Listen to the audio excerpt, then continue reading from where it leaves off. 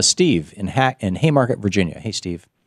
Tom, I'm biting my tongue now, agreeing with you, but I would come up with a different scheme, and that is that when you get your paycheck from your employer, you put 100% of that paycheck in a savings account, monitored by the General Accounting Services or the IRS, and then you fill out your paperwork on April 15th, and then the IRS has that length of time from April 15th till October 15th to find fault with your paperwork. Only, 5 or 10%, a very small percentage, would be audited.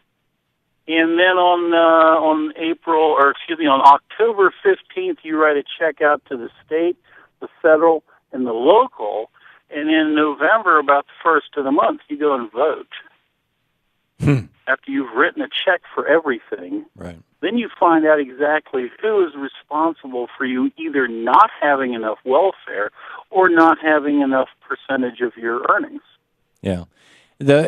Steve, I understand your logic and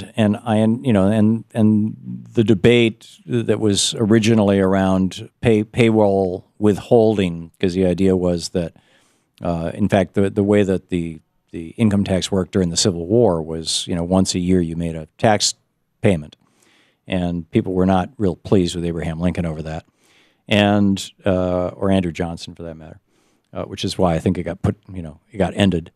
But and the whole thing of withholding is so that people don't realize how much tax they're paying. Although I think on April 15th people figure it out. I don't think the Americans are that stupid. But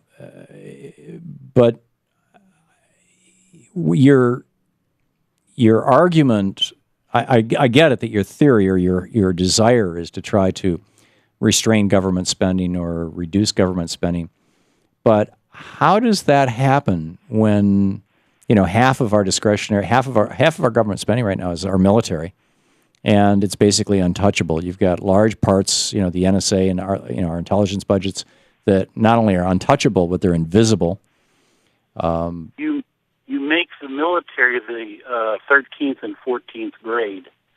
In other words, you directly force the military to train the people who go in there. If you can go into a college, go into a college. But if you can't get into a college, you join the military, and they give you marketable skills on a very direct So you're level. calling for a draft? No, not a draft. It's a completely volunteer thing, but occasionally you may have to rise up and go around the world and shoot people. But pretty much what we're trying to do now is shoot less and less people by using more and more drones. Yeah, I got it. Yeah, I mean, it's but like my brother-in-law was in the military, and he was the one who landed that satellite, or he was one of the team, I'll put it that way, for the Ball Corporation, landed that satellite on an asteroid. Mm-hmm. And this is, went through the whole training, and we need somebody to, keep our new electronic devices accurate, so that was his specialty in the military. Right. And I don't see why we don't go ahead and have the military as an armed college, that we can train people to be safe with guns, understand the purpose of guns is not to stand out in the middle of the streets and go Cisco and Poncho on people, which is, I had a friend of mine that was put in jail for just that very offense. Yeah. Firing guns into the air. That's not what you use them for. No, and in fact, when that happens in places like Egypt, typically 10, 20, 30 people die from bullets falling out of the skies and hitting them in ways that puncture their skulls. But back to the military and the military as a training force.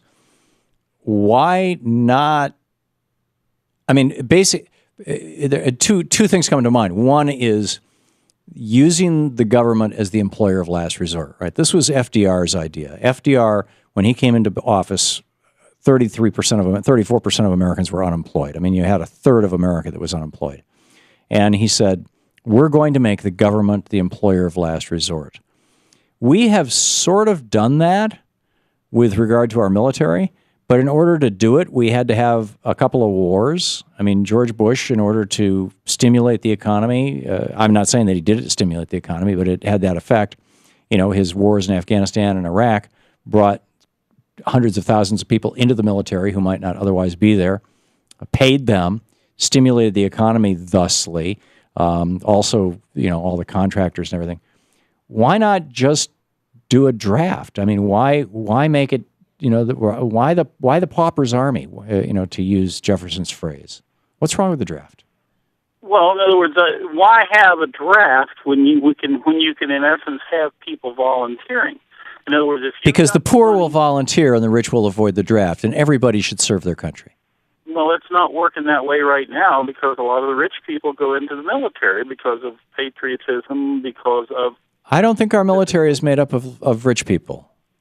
In fact, right now, I don't think that there are more than a small handful of members of Congress, and I'm not even sure that there's more than 2 or 3 members of the United States Senate, which is the Millionaires Club, who have any members in the military. I mean, the military is largely made up of the poor in the United States, tragically. Steve, we're out of time. It's always good talking with you. Thank you for thought-provoking conversation. We'll be back